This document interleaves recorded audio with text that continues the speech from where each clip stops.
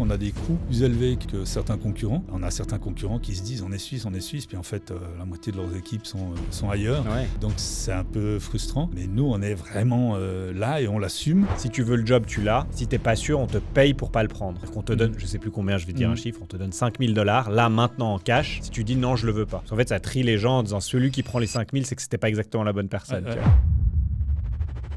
La vraie difficulté de l'entrepreneuriat, il y a des choses que tu peux partager avec personne en fait. Quand tu as des emmerdements, tu en parles à la maison, mais assez vite ça ennuie tout le monde. T'en parles au boulot, ça fait peur à tout le monde. T'en parles à tes potes qui sont pas entrepreneurs, ils vont pas comprendre. Donc ce décalage, tu le portes quand même beaucoup. Et ça crée une solitude, t'es un peu tout seul avec tes problèmes, quoi. Les gens, c'est comme une équipe de basket, ils cherchent encore un meilleur basketteur parce qu'il va m'apprendre des trucs et puis on va faire mieux et puis on arrivera à gagner plus de matchs, quoi. C'est un peu la mentalité. Plutôt que de prendre un mauvais basketteur parce que comme ça il me fera pas de l'ombre. Enfin, ça, c'est deux angles très différents. Et les équipes qui sont bonnes, elles veulent apprendre et elles veulent des gens meilleurs qu'eux.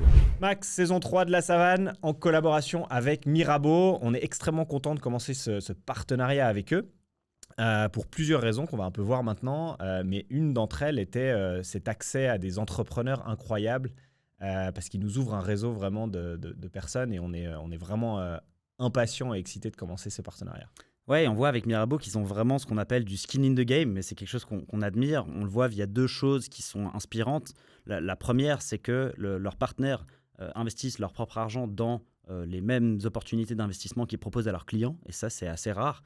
Et on voit aussi qu'ils soutiennent vraiment l'écosystème entrepreneurial et start-up suisse via leur stratégie d'investissement. Et ils le font depuis un moment. C'est une boîte qui a 200 ans. Ça fait 200 ans qu'ils soutiennent des générations d'entrepreneurs. Et quand on a discuté avec eux, ce qu'on trouvait vraiment cool, justement, c'est cette vision long terme qu'ils ont d'accompagner et de développer le marché suisse. Et ce développement passe par soutenir l'écosystème, soutenir les fondateurs, soutenir les startups, la tech, etc. Et ça, c'est super excitant. Ouais, et on voit qu'ils sont vraiment impliqués au niveau personnel, dans leur stratégie d'investissement. Et ils ouvrent vraiment cet accès à l'investissement dans les startups et la tech suisse. Ce qu'on n'a pas vu vraiment ailleurs, ce qui fait que cet engagement et cette envie de vraiment soutenir cet écosystème-là, c'est ce qui en fait un si bon partenaire pour nous. Il y a le soutien des entrepreneurs, puis il y a aussi l'envie de pousser la Suisse comme un leader sur le marché de l'innovation en Europe. Et ça, justement, si on parle de tech, c'est extrêmement important parce qu'on doit se repositionner là-dessus et il y a vraiment une place à prendre et la Suisse est bien placée pour l'avoir. Et ils sont vraiment en train de pousser ça et c'est extrêmement intéressant pour nous en tout cas de travailler avec eux à ce niveau-là. Ouais, donc merci beaucoup à Mirabeau pour leur soutien pour cette saison et merci aussi à vous qui nous écoutez. C'est grâce à vous qu'on peut continuer cette belle aventure avec cette saison 3. On a beaucoup de chance de s'asseoir avec des entrepreneurs incroyables qui nous partagent un peu leur vie et leur parcours. Si vous aimez autant que nous passer ces moments avec eux, n'hésitez pas à vous abonner ou à liker ces vidéos. Nous, ça nous aide énormément, donc merci beaucoup pour votre soutien. Dans cet épisode, on a le plaisir de s'asseoir avec Jean-Marc Philisdorf, qui est le dirigeant de Tipeee, un des logiciels de gestion RH les plus utilisés en Suisse, avec plus de 100 000 utilisateurs et une boîte d'environ 50 collaborateurs ici à Lausanne. Et avec Jean-Marc, on parle de Tipeee, on parle du marché du travail, du marché des RH, de comment c'est de gérer le temps à l'intérieur d'une société, des différents niveaux de flexibilité qu'il y a aussi dans les entreprises, que ce soit les semaines de 4 jours, que ce soit le télétravail, que ce soit les différents niveaux, travailler à 60%, 80%, 100%, etc. Et comment tout ça est géré dans les différentes entreprises. Avec Jean-Marc, on parle aussi de sa vie d'avant, parce qu'avant Tipeee, il avait une autre société qu'il a montée pendant 20 ans avant de la vendre et du coup de racheter ensuite Gamadia, qui est plus tard devenu Tipeee, donc une histoire hyper intéressante. Avec Jean-Marc, on parle aussi de type de management, donc Tipeee est une boîte qui fonctionne en cercle, en une sorte de forme d'holacratie, donc c'est hyper intéressant de comprendre comment son équipe fonctionne, comment ils travaillent ensemble, qui sont les personnes qui ont les différentes responsabilités, ce qu'ils appellent chez eux des rôles. Et donc Jean-Marc a une vision très intéressante de l'entreprise, de l'emploi, des métiers et aussi de l'entrepreneuriat au sens large. Il dit qu'il a toujours voulu travailler avec des gens, il aime travailler entouré avec les bonnes personnes. Il se voit vraiment comme étant la personne qui réussit aussi à rassembler les bonnes personnes pour les mettre aux bons endroits dans les entreprises. Donc la philosophie de Jean-Marc est vraiment très intéressante à entendre et sa manière de visualiser le monde de l'entrepreneuriat et le monde de l'entreprise, ses valeurs aussi, le fait qu'il mette un point d'honneur à avoir tous ses employés en Suisse pour qu'il y ait ces interactions aussi humaines qui se fassent, c'est hyper intéressant et je pense qu'il y a beaucoup de choses à apprendre de Jean-Marc et de sa vision, donc j'espère que vous allez apprécier cette conversation autant que nous. Bienvenue dans La Savane. Salut Jean-Marc. Salut, Merci d'être là, ça fait plaisir de t'avoir. avec plaisir. Avec Tipeee, tu gères aujourd'hui une des applications RH les plus utilisées en Suisse, avec plus de 100 000 utilisateurs et gérée par 50 collaborateurs à Lausanne. Mais au fond, est-ce que chez vous, les RH sont bien gérés aussi? Toujours le cordonnier le moins bien chaussé. Non, une bonne question. Chez nous, c'est géré par 2 personnes. Une personne qui est People and Culture, qui est vraiment sur la partie culture, RH, mais culture d'entreprise, et sur la partie humaine au jour le jour. Et puis, on a une personne qui s'occupe plus de la partie administrative, contrat, charges sociales, salaire, etc. Donc oui, c'est bien géré. Et est-ce qu'elle utilise Tipeee pour gérer ses RH? Bien sûr qu'on l'utilise en interne. Ok. Parce qu'on aime aussi utiliser notre propre outil. On fait des tests pour nous d'abord avant de publier chez des clients, etc.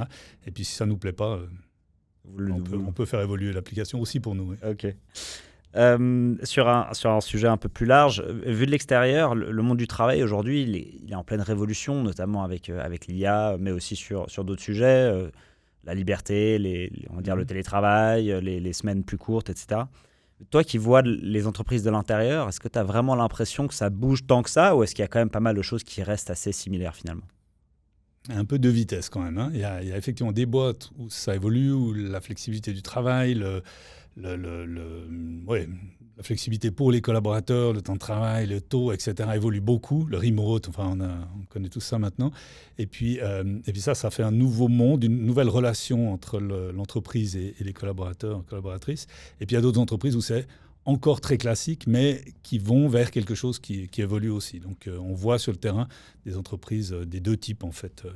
Et ça, c'est par secteur, par taille d'entreprise, par marché? Est-ce qu'il y a des règles là-dessus ou c'est très aléatoire finalement? Peut-être un peu par secteur d'activité, mais c'est surtout par culture d'entreprise, je dirais. Okay. Il y a des entreprises qui sont beaucoup plus agiles, beaucoup plus tournées vers ces nouvelles méthodes, et puis d'autres qui sont plus classiques. Ça dépend souvent de l'encadrement ou de la direction.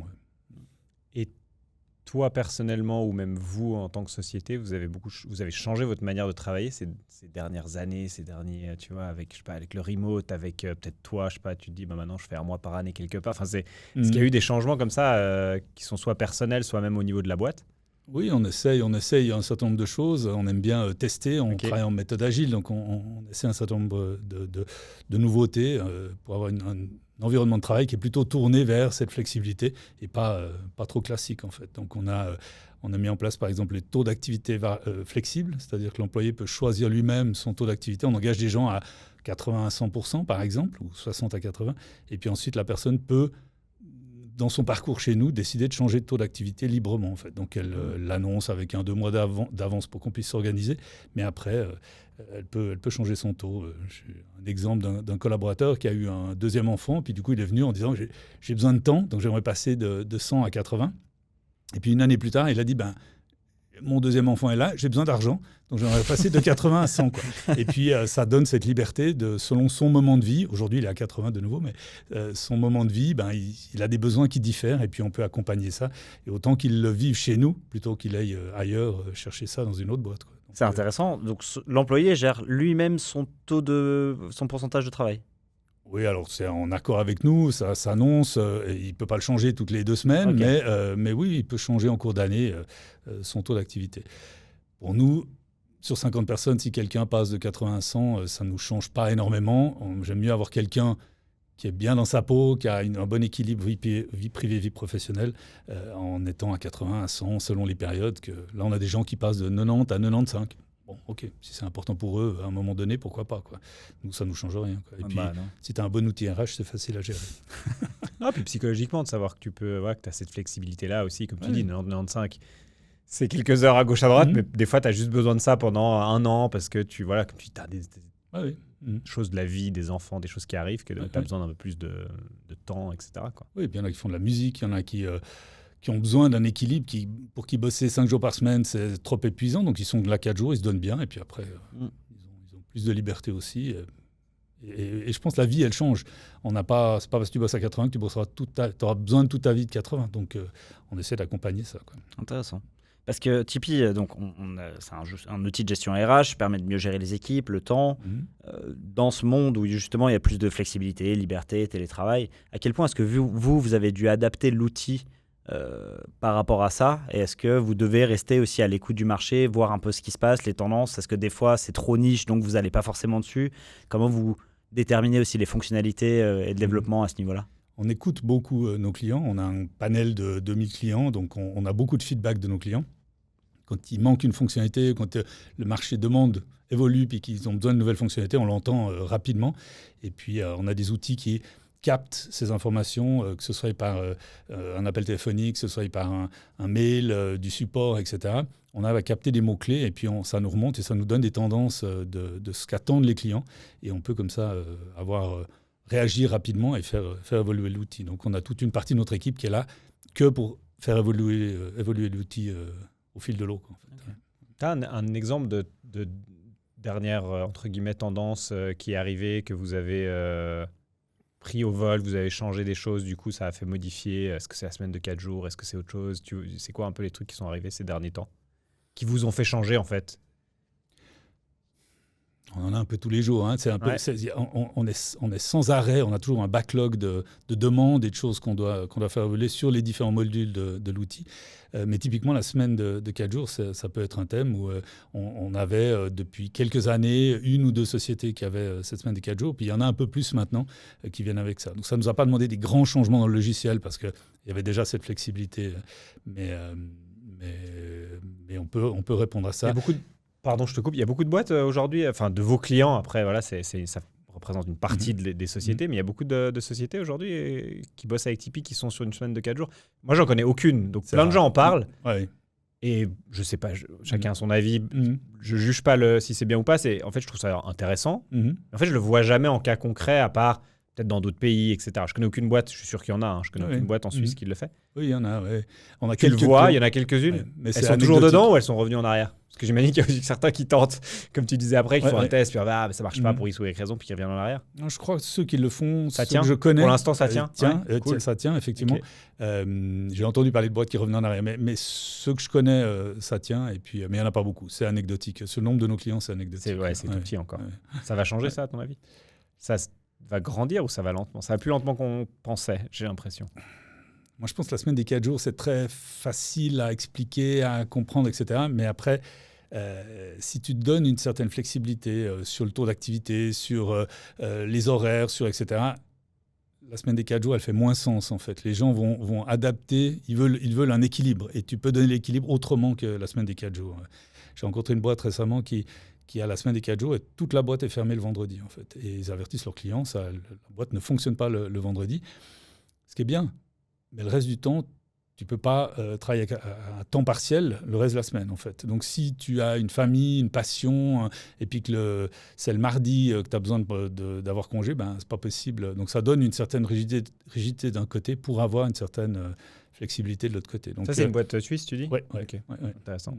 Donc, après, mais je trouve intéressant d'aller tester ces modèles. C'est une boîte où il y a peu de parentalité. Donc, ils ont peut-être moins de problèmes, moins de pression. Une boîte très jeune, mais avec quand même quelques dizaines d'employés. Donc, intéressant.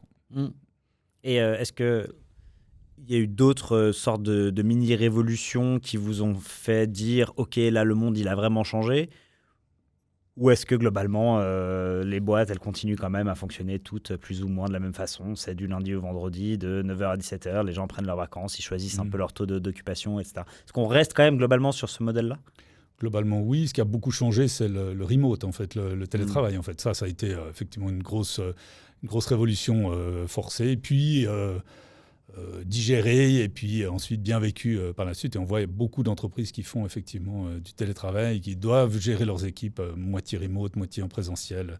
Ce travail hybride, il est resté pour une bonne partie des entreprises. Même si on voit des mouvements de balancier maintenant dans certaines entreprises qui se serrent un peu, mais pour une bonne partie, lorsque les métiers le permettent, c'est souhaité par les employés et c'est possible. Oui, ça, c'est vraiment le Covid qui a géré ça. Ouais. Ça a été un peu contraint forcé par le Covid. Mais à mon avis, c'est une très bonne chose. Très bonne chose pour les humains qui vivent dans un environnement avec du télétravail. C'est une flexibilité qui est intéressante. Pour l'environnement, au niveau écologique, c'est aussi moins de déplacements. Et puis pour l'entreprise, encore une fois, avec un peu d'organisation, ça fonctionne bien. Et encore une fois, d'avoir des gens motivés, c'est plus important que d'avoir des gens sur place, quoi, à mon avis. Mais il y a ce paradoxe que je trouve assez intéressant, c'est j'ai l'impression qu'il y a de plus en plus potentiellement de liberté sur la partie, tu peux travailler en remote un jour, 2 jours, tu peux prendre ton taux d'activité. Je t'ai dit que ça allait être compliqué aujourd'hui, taux d'activité, etc. Donc il y a des libertés qui sont offertes. Mhm. Et en parallèle, j'ai l'impression qu'il y a aussi beaucoup plus de mesures de ce qui est fait. Tu as cliqué 40 fois, tu t'es connecté à 8h02, tu es parti à 8h04 parce que c'est traqué sur... on peut aller très loin. Des fois, il y a des trucs qui font un peu peur, etc. Il y a un peu ces deux paradoxes. En Suisse, c'est quoi ? C'est plutôt liberté et puis le reste, elle ne suit pas encore. Est-ce que tu vois que les boîtes quand même commencent à mesurer de manière... démesurée la productivité avec des outils spécifiques qui permettent de... Tu vois ce genre de choses ? On n'y est pas encore ici. Non, pas tellement. On va y aller à ton avis. Suivre la souris pendant le télétravail. Moi, tu as toujours cette blague de tu dois aller bouger ta souris chaque fois, toutes les 10 minutes, sinon on voit que tu... Il y a des trucs que tu trouves en ligne pour faire bouger ta souris. Donc, voilà, c'est pas... Donc, à mon avis, ça, c'est un peu anecdotique. Mais non, je crois pas qu'il y ait de grands changements de ce côté-là. Quand j'ai perdu le fil, en fait, tu parlais de... En fait, on contrôle, donne plus de liberté, mais en même temps, on mesure beaucoup plus. Je ne sais pas si c'est... Il y a le contrôle, mais il y a surtout aussi la partie de mesure. J'ai l'impression que maintenant, on mesure tout. On dit, tu as travaillé ce nombre d'heures. On rentre dans une surproductivité poussée, etc. Alors que d'un côté, on dit, mais tu es libre. Mais après, ça peut jouer ensemble. Tu es libre, par contre, on veut être sûr que... je crois que le système est assez bien fait en Suisse. On a le SECO, on a un cadre qui est légal, qui dit que tu dois travailler le nombre d'heures qui est prévu selon ton contrat de travail. Et puis, ce qui dépasse, ça doit être géré. Tu dois avoir un solde, tu dois pouvoir récupérer tes heures supplémentaires, etc. Il y a toute une règle. Et tu es obligé, toutes les entreprises sont obligées d'enregistrer le temps de travail d'une manière ou d'une autre. Ça peut être sur un bloc-notes dans un fichier Excel ou dans une application. Mais à part de rares exceptions, 95% des entreprises devraient enregistrer le temps de travail. L'idée, ce n'est pas de mettre un cadre hyper contraignant, ce n'est pas de contrôler pour contrôler, c'est le SECO a mis ça en place pour la santé au travail, en fait, pour éviter qu'une entreprise engage quelqu'un à 40 heures puis il lui fasse systématiquement faire 60 heures. Ce n'est pas bon pour la personne, elle va s'épuiser, ce n'est pas bon pour l'emploi, il va manquer des places de travail, et puis ce n'est pas pérenne, en fait. Donc, le SECO a rappelé cette règle en 2016 et puis font des contrôles, etc., pour être sûr qu'il n'y ait pas d'abus de ce côté-là. Et je trouve ça assez sain. Quand tu engages quelqu'un, tu as un contrat avec des contreparties et il faut décider du contrat et puis ensuite le respecter. Ça pose un cadre. Mais après, à l'intérieur du cadre, tu peux avoir une flexibilité maximum. Tu es 40, 41, 42 heures par semaine. Tu peux les faire sous différentes manières, complètement flexibles. Tu peux arriver à 6 heures du matin, partir à 3 heures. Tu peux laisser faire un peu ce que tu veux aux équipes. Il y a encore un contrôle sur la pause de midi pour être sûr que les gens puissent prendre une pause, faire un break dans la journée. Mais à part ça, c'est assez souple. Et puis, je pense que c'est assez sain ensuite de donner les clés à l'employé en lui disant voilà le cadre. Et puis, à l'intérieur de ce cadre, dans la mesure où tu fais ton travail, où tu es là quand on a besoin, eh bien, tu es relativement libre, en fait. Et c'est pas si contraignant que ça, mais c'est aussi quelque chose d'éthique entre les personnes. Si dans une boîte, il y en a un qui fait beaucoup plus d'heures, l'autre qui ne les fait pas, un qui pense qu'il fait 30 heures pendant que l'autre en fait 60, ça va créer des tensions et de l'injustice et un nivellement vers le bas qui est intéressant pour personne. Donc là, il y a un équilibre que je trouve très sain. Et avec le télétravail, par exemple, si tu suis les heures, comme tu dis, à la minute, si quelqu'un doit aller chercher ses enfants à l'école, il va détimbrer pendant le temps d'aller chercher, puis revenir, puis recommencer à travailler, puis ça va. Et lui, ça lui offre une qualité de vie, une relation, une facilité qui est très bénéfique pour lui. Et puis pour l'entreprise, à la fin de la semaine, il aura fait ses heures et puis il aura travaillé les heures qu'il doit travailler. En fait. Mais tout ça ne dit rien ensuite de la qualité du travail. Oui, de la productivité. Ça, c'est autre chose. Mais sur ce domaine-là, je trouve que c'est pas contraignant. Au contraire, c'est un cadre équilibré pour tout le monde. Ça demande quand même un certain niveau de confiance entre l'employeur et l'employé. Ça peut, dans certains cas, créer des soucis, mais toi, tu ne vois pas de trop de problèmes à ce niveau-là, au niveau de l'application, j'imagine. Bon, c'est difficile peut-être à mesurer, à comprendre. Moi, j'ai l'impression qu'en Suisse, ça se passe plutôt bien. On entend des histoires plutôt sur d'autres marchés où ça ne se passe pas toujours très bien. J'ai l'impression que chez nous, cette confiance, elle est assez établie. Oui, mais elle va un peu dans les deux sens aussi. C'est pour ça, si tu mets trop de contrôle, si tu veux être sûr, plus tu contrôles, plus la personne elle va essayer essayer de d'éviter corriger, ces ouais. contrôles. Si tu as cette flexibilité dans un cadre, à mon avis, c'est une relation d'adulte à adulte, et puis les gens jouent le jeu, quoi, effectivement. Après, nous, on voit dans nos clients des entreprises qui sont très strictes, très carrées. Si tu arrives à 8h01, tu es considéré comme en retard, etc. Mais c'est vraiment des exceptions. Aujourd'hui, ça, c'est quelque chose qui disparaît. Les employés veulent de moins en moins travailler dans ce genre d'environnement, si ce n'est pas nécessaire. Hein. Si tu dois ouvrir la boutique à 8h, bon, ben, OK, tu dois être là. Mais sinon, la flexibilité est aussi acceptée, enfin, demandée par les employés et, à mon avis, tout à fait intéressante pour l'entreprise, quoi. Oui. Mais chaque entreprise va placer le curseur là où elle le veut, en fait. Oui, puis ça dépend d'un certain nombre de facteurs. Comme tu dis, s'il faut ouvrir le magasin à 8h, il faut être là à 8h. Il y a des contraintes. Voire à Puis 7h50. après, il y a une culture, en fait. Mais, Ouais. Absolument. On en a parlé avant, donc Tipeee, 60 000 utilisateurs, 100 000, pardon. Oh là là, tu m'as corrigé, j'arrive à me tromper, bravo. 100 000 utilisateurs, 50 collaborateurs. Donc, il y a Tipeee qui est la partie gestion du temps, la partie RH, mais c'est un écosystème qui est un peu plus complexe que ça. Peut-être que tu peux nous le raconter. Il y a Tipeee, il y a DSI, et puis il y a Mooncare pour aussi les sages-femmes. Tu peux nous parler un peu des trois sociétés, on va dire, des trois projets qui forment cet écosystème aujourd'hui? Ouais. On a une société de produits logiciels. Le plus gros produit, c'est Tipeee. C'est effectivement le portail RH gestion du temps qui est destiné aux PME. Et ça, c'est le gros de notre activité. Et puis, historiquement, à côté, on a deux autres produits. Un pour le monde du social, qui est le dossier de suivi dans les institutions sociales. Donc là, on va travailler avec des EMS, des institutions dans le monde du handicap, psychiatrie, réinsertion, etc. Et puis, on va suivre le patient, la vie du patient, en fait, dans ces institutions. Et puis, le troisième, c'est effectivement un logiciel pour les sages-femmes, spécifique pour les sages-femmes, où à peu près 95% des sages-femmes en Suisse utilisent notre logiciel. Un marché niche, mais très sympa, avec une population très particulière et intéressante. Et qu'est-ce qu'il y a de si spécifique sur le marché des sages-femmes, justement? Pourquoi il y a besoin d'un logiciel spécifiquement pour cette niche-là? En fait, les sages-femmes, elles travaillent avec l'humain, elles aiment le papier, le crayon, l'humain, elles n'aiment pas du tout l'informatique. Donc, le challenge, c'est d'arriver à faire quelque chose qui leur simplifie la vie et qu'elles adhèrent à ça, en fait. Et en fait, on va les aider à suivre la visite auprès de la mère ou de la famille avant ou après l'arrivée de l'enfant. Et puis, elle va simplement noter ce qu'elle fait avec la mère. Elle va avoir son dossier obstétrical. Et puis derrière, ça va automatiquement mouliner toutes les données dont elle a besoin pour la facturation, pour les statistiques, pour son suivi, etc. Donc, on a fait quelque chose. On a fait un logiciel pour des gens qui ne voulaient pas de logiciel. Ce qui ne doit pas être facile. Oui, mais c'est intéressant. Et c'est un peu une de nos caractéristiques, c'est de faire des outils qui sont adaptés à tout le monde, que ce soit hyper simple à utiliser, hyper puissant, paramétrable, mais hyper simple à utiliser pour l'utilisateur ou l'utilisatrice finale. Aujourd'hui, on va principalement parler de Tipeee, gestion de temps RH. Qu'est-ce qui... Déjà, peut-être que tu peux définir ce que vous faites exactement avec Tipeee, parce que vous êtes même dans un logiciel RH, mais dans une cible précise de ce que vous faites dans le logiciel RH. Et ensuite, qu'est-ce qui vous différencie justement des autres logiciels aujourd'hui? Comment vous voyez votre produit dans cet univers-là? Donc effectivement, Tipeee, c'est toute la vie, le cycle de vie des collaborateurs, collaboratrices dans l'entreprise. Depuis l'arrivée jusqu'au départ, avec la gestion du temps, qui est un morceau sur lequel on a effectivement, on est fort dans ce domaine-là. Et puis aussi toute la partie documents, notes de frais, entretien, etc., communication. Enfin, c'est vraiment la plateforme RH sur laquelle l'employé va se connecter pour trouver toutes les informations qui concernent sa vie dans l'entreprise, en fait, du début à la fin. Ce qu'on ne fait pas, c'est le recrutement.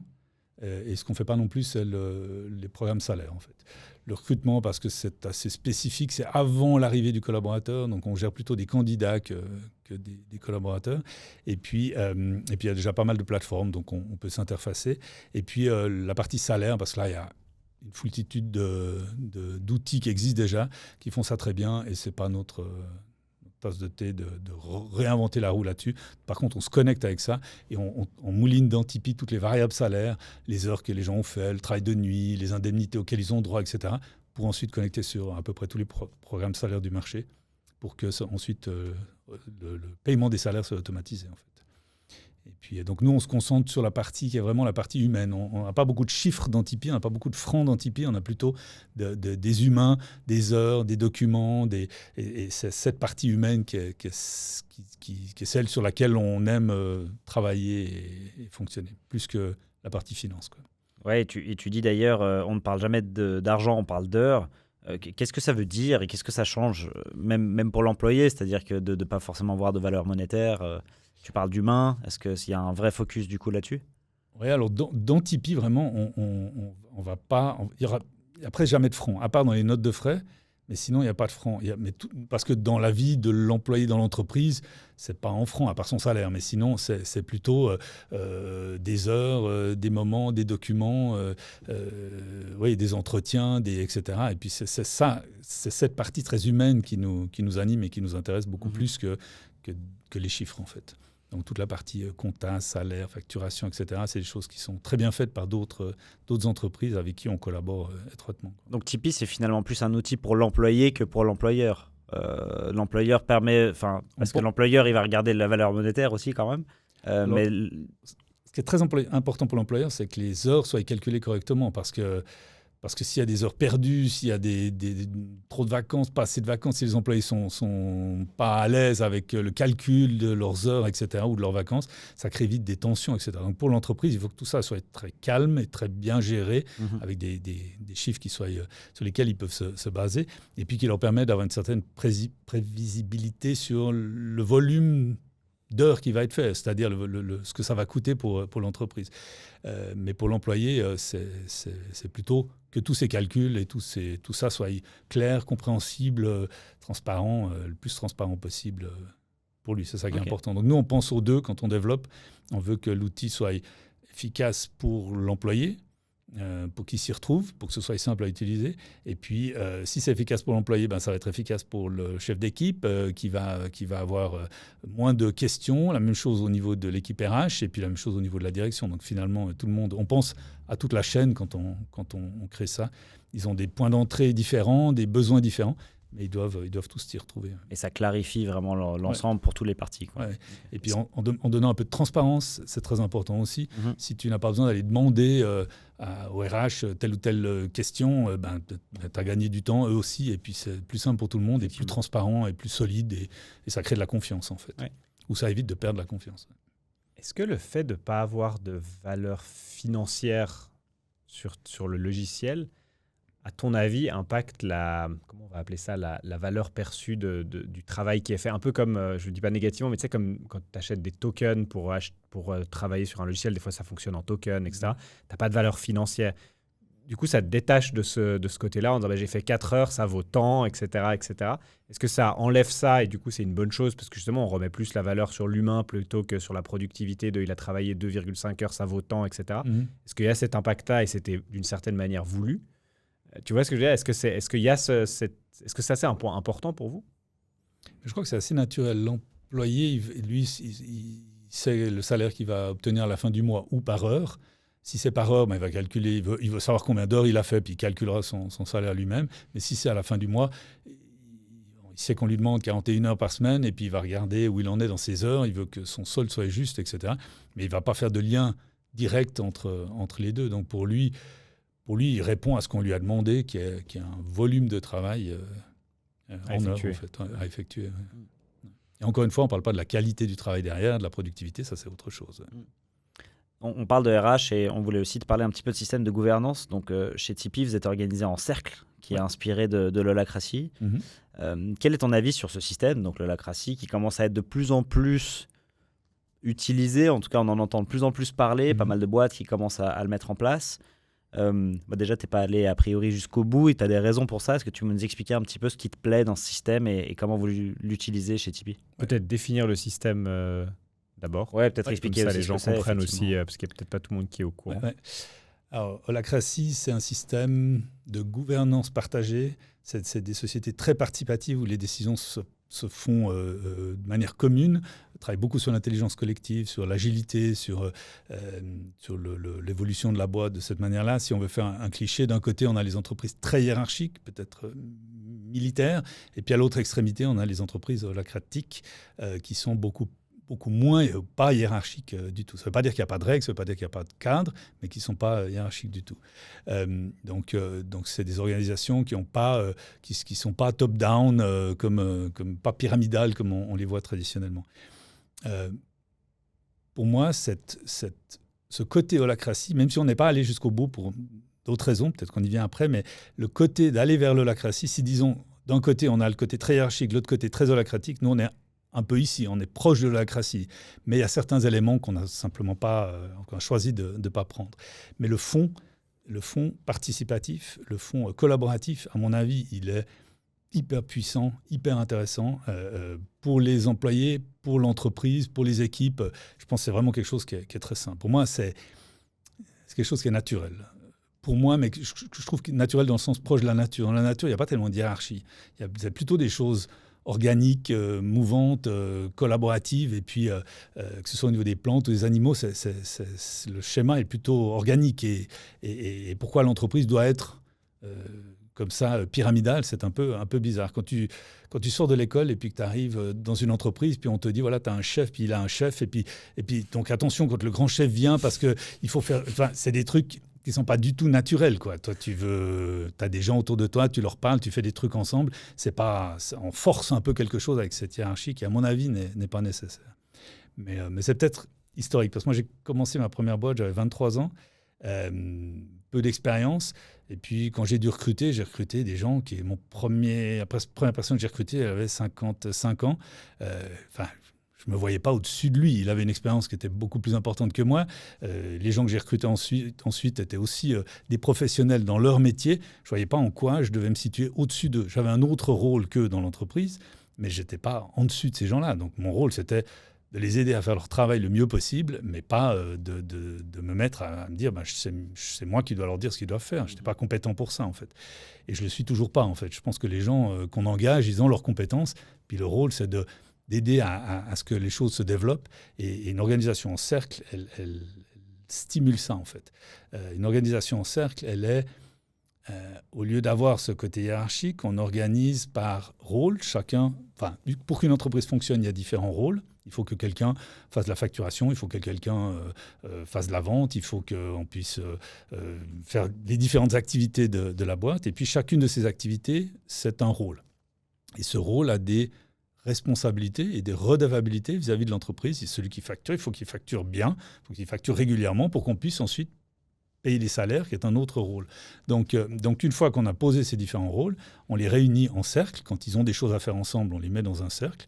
Et puis, ça devient une équipe, en fait, qui a des choses à faire ensemble. Chaque rôle a des responsabilités, chaque équipe a des responsabilités.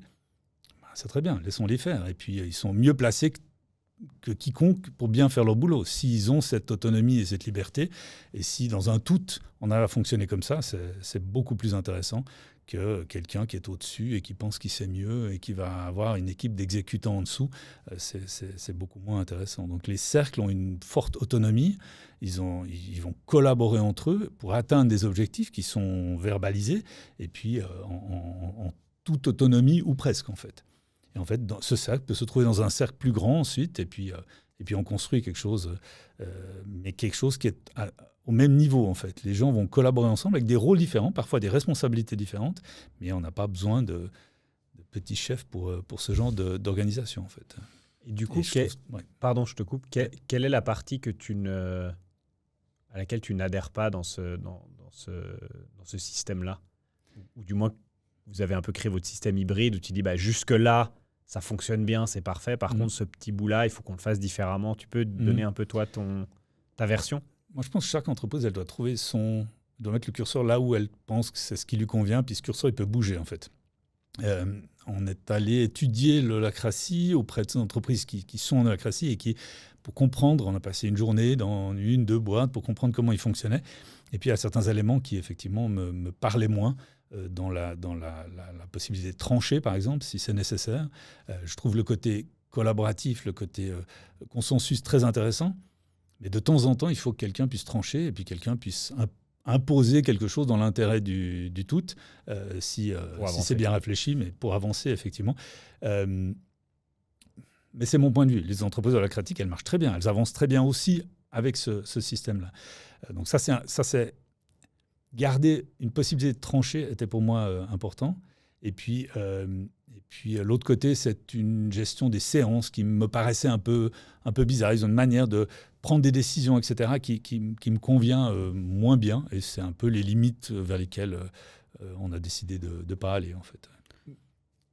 Pardon, mais donc concrètement, ça ressemble à quoi? Ça veut dire que tu as ton cercle qui va venir travailler sur un projet, sur une problématique, sur quelque chose. Et est-ce que dans ce cercle, ça veut dire que tu as un décideur, entre guillemets, ou quelqu'un qui peut trancher et qui a ce rôle-là de s'il y a besoin, c'est lui qui va prendre la décision? Ça fonctionne comment aujourd'hui? Le cercle ne prend pas la décision tout le temps. Des fois, ils la prennent ensemble. Et si ça ne marche pas, il y a une personne qui a ce rôle-là. Ça se passe comment? Alors nous, on est 50, on a effectivement les différents cercles et on a un cercle de cadres. Donc c'est la seule hiérarchie qu'on a. Parmi les 50, on a 7 cadres qui ont un rôle de cadre et qui ont aussi d'autres rôles dans l'entreprise. Et ceux-là peuvent trancher. C'est les seuls qui, à un moment donné, on peut ensemble trancher lorsque c'est nécessaire. Pour le reste, mais c'est très rare qu'on ait besoin de trancher, en fait. Pour le reste, dans un cercle, ils vont pouvoir décider. Ils vont pouvoir... il faudrait que quelqu'un tranche si le cercle n'arrive pas à s'accorder sur l'intérêt de quelque chose. Mais si on met l'intérêt du client en priorité, si on met... après, la logique, elle suit naturellement. Si on se demande ce qui est bon pour le client, pour le produit et donc pour le client, on va assez vite à des décisions qui sont saines. Donc, il y a peu de raisons de frotter. Par contre, ça crée des discussions. C'est un monde de consensus, donc ça veut dire que c'est organique. Des fois, on discute un peu plus que dans une boîte traditionnelle où il y a quelqu'un qui arrive puis qui dit, voilà, on fera blanc. Et puis il y a non, on aimerait faire jaune ou vert. Non, on fera blanc. Bon. Okay. Et puis, on ne sait pas pourquoi, mais on va faire comme il a dit. Nous, on n'a pas ça. Nous, s'il y en a qui disent blanc, vert, jaune, il va falloir discuter un peu pour comprendre c'est quoi l'intérêt, pourquoi, c'est quoi ton point de vue, c'est quoi le mien. Et puis, on en discute un moment. Puis après, on doit arriver normalement à un consensus et on y arrive, quoi, en fait.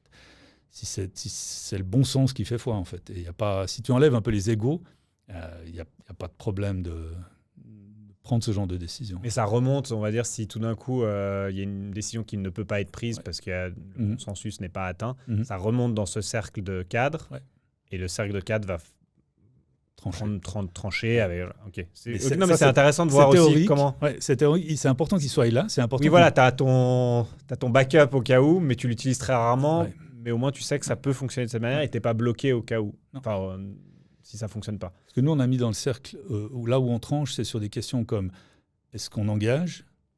Qui on engage? C'est les équipes qui vont décider qui veut l'engager. Puis nous, on va simplement avoir le dernier mot pour être sûr que c'est dans la ligne de la stratégie. Les cadres vont aussi poser la stratégie, mais en discussion avec les équipes. Et puis ensuite, ça redescend les équipes. Avec les OKR, on travaille beaucoup là-dessus. Et puis, il y a un élément sur lequel on tranche, c'est les licenciements. Si à un moment donné, c'est assez rare, mais ça arrive, si à un moment donné, il y a une difficulté dans une équipe, ça va remonter, ça va discuter, on sent que ça vibre, que ça ne se passe pas comme ça devrait. On va donner une chance, voir si c'est possible de changer quelque chose pour y arriver. Et puis, si ce n'est pas possible à un moment donné, c'est le cercle des cadres qui va prendre cette décision. Et donc, dans les cercles, il n'y a pas de leader de cercle. C'est vraiment la responsabilité, elle est commune au sein des personnes qui sont dans chaque cercle. Chez nous, c'est comme ça. Ouais. Il y a par contre dans le cercle un coordinateur ou une coordinatrice. Okay. Le rôle, c'est de faire en sorte que la communication se passe bien, c'est de fluidifier ce qui se passe dans le cercle, de soulever quand il y a peut-être un problème qui arrive, de faire en sorte de placer une séance pour essayer de le résoudre, enfin un peu d'organisation et de coordination, quoi, en fait. Mais c'est pas un chef caché, c'est pas les gens ne doivent pas lui reporter, enfin c'est quelqu'un qui est dans l'équipe et qui fait toujours ce rôle-là et d'autres rôles au sein de l'équipe. Et vous avez combien de cercles sur 50 personnes? Ça en fait combien? Je ne sais pas. Je sais pas. Non, je me demande, est-ce qu'il y en a 10, est-ce qu'il y en a 100? Je pense qu'il y en a qui se créent naturellement pour certains projets, qui se désintègrent ou pas vraiment. Alors, il doit y avoir des cercles dans les cercles. Oui, il y a des cercles dans les cercles. Il pourrait y avoir une manière de créer un cercle temporel, le dissoudre. Nous, on ne fonctionne pas comme ça. On a plutôt des cercles qui sont plutôt des équipes qui travaillent ensemble. Et puis, les projets sont à l'intérieur de ces équipes ou transversaux entre les équipes. Donc, il y a peu de cercles éphémères. C'est plutôt des cercles qui sont là. Par contre, on questionne l'intérêt d'un rôle dans un cercle, est-ce qu'il faut rajouter un rôle, enlever un rôle, etc. Et puis peut-être qu'un jour, on a déjà fait, on se réorganise avec nos cercles sous un autre angle. Il doit y avoir une une douzaine de cercles, je dirais. Ok. J'imagine des sectes qui se font des... Ils ont des signes, ils se connaissent entre eux. Toi, tu fais partie du cercle, ouais, moi aussi. Non, mais alors, il faut. Moi, ça m'embête ce que tu dis parce que c'est pas du tout ça. Non, je on est sais, très je loin. sais. On est dans quelque chose qui est beaucoup Mais plus en fait, naturel que la hiérarchie. Encore une fois. Est-ce Je que pense ce que tu as dit, c'est ça? Je pense que c'est important. L'humain, Ouais. quand on engage des gens, alors au moment du recrutement, on parle de cette manière de faire. On n'en fait pas tout un foin parce que c'est pas dingue. C'est juste que on veut engager des gens qui sont capables d'avoir de l'autonomie. Et si la personne a envie d'avoir de l'autonomie, eh ben, elle va être intéressée par quelque chose qui va lui donner de l'autonomie. Si elle a envie d'être l'exécutant et de pouvoir gueuler sur son chef parce que c'est un nul, et puis, chez nous, il va lui manquer ça. Quoi. Il y aura pas, donc ça ne va pas lui plaire. Donc on ne veut pas des exécutants. Et ça, on le sent au moment du recrutement. Il faut que les candidates le sentent aussi. Et puis ensuite, on a les bonnes personnes. Puis une fois que la personne est dedans, au lieu d'aller voir l'organigramme classique, tu vas voir les cercles. C'est comme tu disais, je pense que tu l'as mentionné au début, c'est assez en fait naturel. Si tu mets des gens dans une salle, en fait, c'est comme ça qu'ils vont collaborer. C'est-à-dire, tu vas aller, tu vas demander, tu vas dire, viens, on se met ensemble, on regarde ça. Tu vas pas aller chercher quelqu'un à qui demander naturellement. Et puis, ouais. Si tu mets des enfants dans une salle, je pense que oui. Si tu mets des adultes parce que maintenant, on a été comme Exactement. ça. C'est-à-dire, je dois demander à qui la permission de commencer ça. Exactement. Et sur le principe, c'est plus naturel de collaborer entre nous et puis de créer quelque chose ensemble. Et puis après... C'est plus intéressant, c'est ce qu'on a envie, et c'est comme ça qu'on évolue aussi. Et puis, un autre intérêt des cercles, c'est que chacun d'entre nous, on joue peu de gens qui n'ont qu'un rôle dans la boîte. Les gens commencent avec un rôle, et puis il y a d'autres rôles qui viennent s'ajouter. Tu peux être développeur chez nous, mais tu peux aussi faire partie du groupe Event, par exemple, qui organise nos événements internes. Puis tu peux quitter le groupe Event et puis aller dans le groupe RSE, dans le cercle RSE, parce qu'à un moment donné, tu as un intérêt pour ça, etc. Donc ça crée de l'évolution intellectuellement, c'est intéressant. Si tu es touché par la RSE, tu as une possibilité d'y aller sans être formé, engagé pour un poste RSE. C'est un rôle qui est joué par plusieurs personnes en interne chez nous. Et puis, ces personnes-là, c'est celles qui sont intéressées par ces sujets et puis qui vont tirer en avant ces choses-là. Donc, c'est intéressant. Et dans ta vie dans l'entreprise, tu vas pouvoir prendre et lâcher des rôles. Et ça te fait une évolution à l'intérieur de l'entreprise plutôt que de devoir aller chercher ça ailleurs. Donc, ce qui permet des parties mouvantes de s'intéresser aussi à d'autres choses, éventuellement tester un rôle pendant un certain temps, voir si ça plaît ou pas. Puis tu peux avoir ton rôle. On a par exemple, j'ai en tête quelqu'un qui était développeur, et puis à un moment donné, il était développeur front, à un moment donné, il s'intéressait au back, donc il a gardé son rôle de développeur front, mais il a pris un petit rôle de développeur back. Finalement, il a quitté le front, il est devenu développeur back, et puis après, il a bougé côté DevOps, qui est encore un peu plus vers le sysadmin, enfin le plus technique, plus machine, on va dire. Et puis tout ça sur 7-8 ans chez nous, et ça fait une évolution à l'intérieur de l'entreprise. Il n'a pas changé de poste, mais il a changé de rôle à l'intérieur. Il a lâché des rôles petit à petit. Et c'est intéressant pour lui et intéressant pour nous aussi. C'est génial, finalement. Ça veut dire que ça permet d'avoir aussi des gens qui, d'eux-mêmes, évoluent et testent des nouvelles choses et se déplacent dans l'entreprise. Vous traquez, pardon, je sais que j'avais vu un outil où tu vois justement ces cercles, puis tu peux passer les gens... Vous utilisez un outil de ce style-là, je ne sais pas comment ça s'appelle, mais où tu peux traquer justement... Un outil suisse je crois, je ne sais plus honnêtement. Peerdom. Je me rappelle plus, mais j'ai la vision du truc où tu peux justement passer les gens en disant, voilà, si j'ai besoin de comprendre qui fait ça, je vais voir ça, il y a ces gens là-dedans, ok. Exactement. Tu peux aller voir le cercle, les rôles dans le cercle, pour savoir qui joue quel rôle dans ce domaine-là. Puis après, tu peux aller voir une personne, quels sont ses rôles, et puis tu peux voir ça sous forme de cahier des charges, en fait. Parce que la liste de tous ses rôles et de toutes ses responsabilités, c'est son cahier des charges, en fait. Intéressant. Mais lui, il doit... On creuse pas mal de trucs, c'est intéressant. La personne, typiquement, tu prends l'exemple, elle est en front, elle veut passer en back. Mais elle a 40 heures par semaine, entre guillemets. Elle doit décider de diminuer. Elle dit, OK, maintenant, je vais passer plus que 35 ou 30 heures sur le front et je vais passer 5 à 10 sur le back. Est-ce qu'il y a une telle flexibilité à ce point-là Nous, on ne le fait pas, mais tu pourrais le faire. Tu peux, dans l'outil, dire, j'ai mon rôle RSE, c'est 8 heures. Mon rôle principal, c'est 30 heures, et puis, etc. Il faut le cadrer quelqu'un quand même. pour avoir un volume d'heures qui diminue.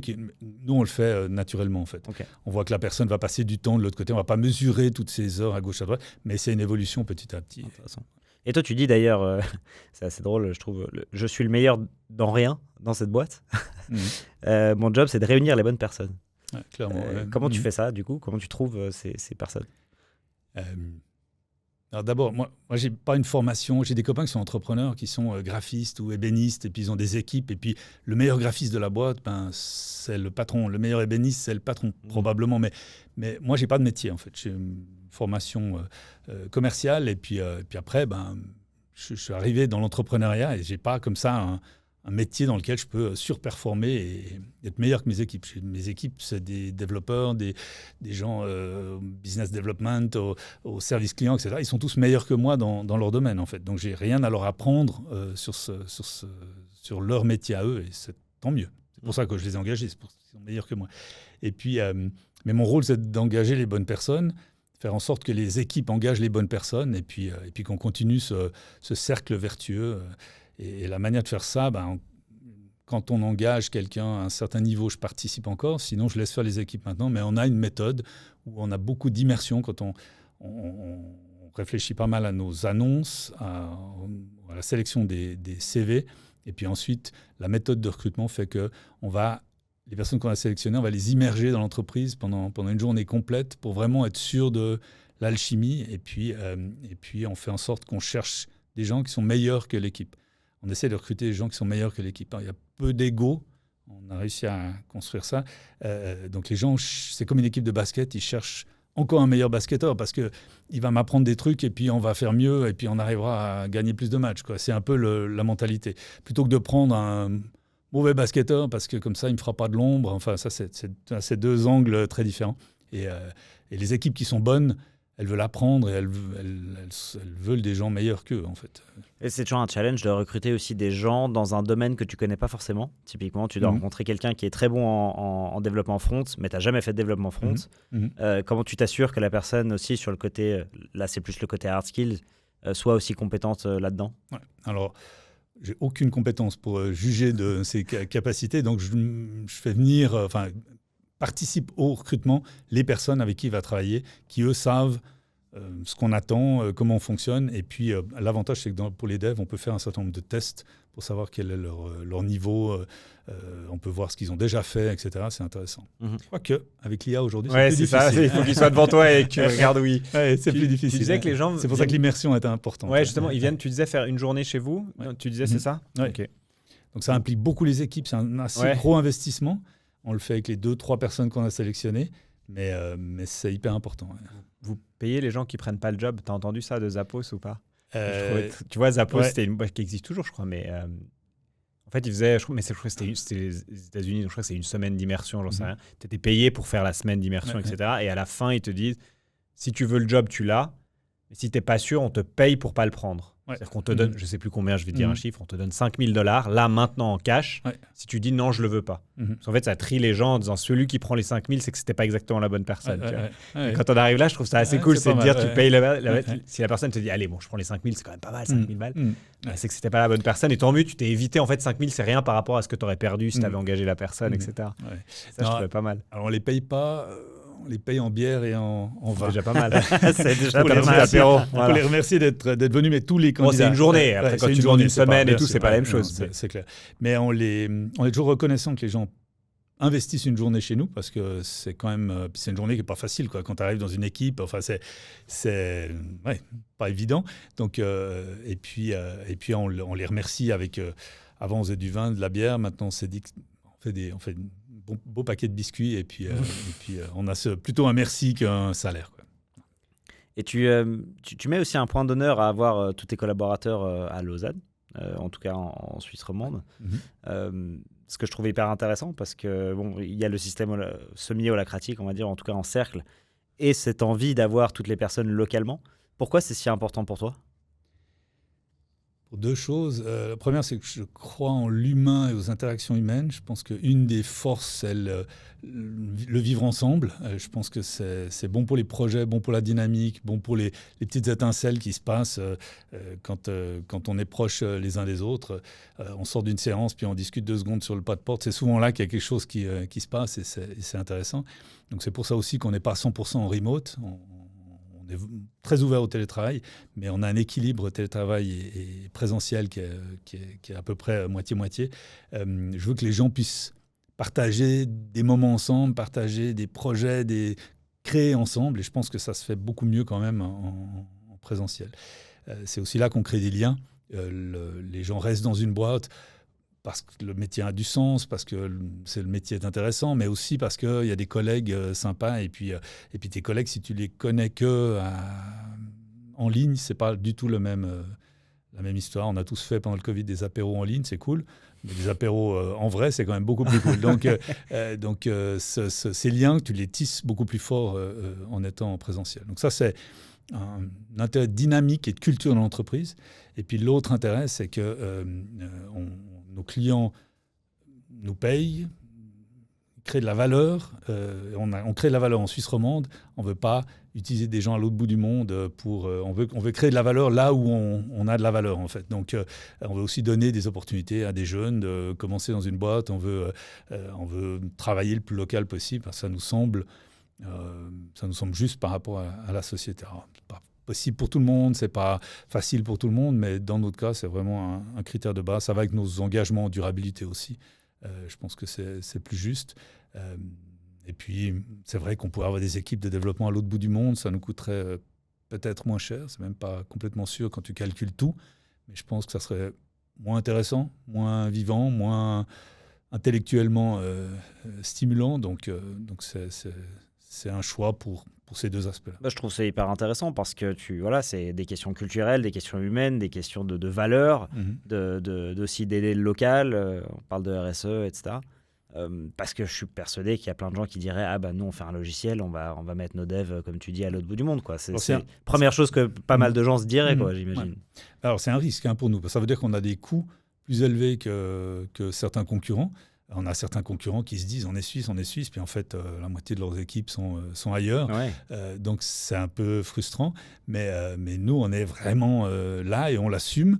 Ça a un coût, donc il faut qu'on soit efficace, il faut qu'on soit dynamique, qu'on puisse automatiser tout ce qui peut l'être, qu'on puisse être le plus performant possible, et on travaille sur ces aspects-là ensuite. Est-ce que les clients aiment bien ça aussi ? Est-ce que c'est quelque chose qui vous disent, le fait que ils savent que les collaborateurs sont là, que si jamais il y a un truc, ils peuvent toujours faire appel à vous ? Alors les clients apprécient beaucoup la qualité du service, le fait d'avoir des gens en Suisse, c'est aussi des gens qui comprennent le mécanisme suisse. On a des équipes qui ont travaillé dans d'autres boîtes avant, qui ont vu la vie professionnelle en Suisse, donc ils ont un background qui est assez logique quand ils doivent répondre à un client, une PME suisse. Donc ça, nos clients apprécient. Et puis nos clients veulent un prix intéressant aussi. Donc on a cette pression-là.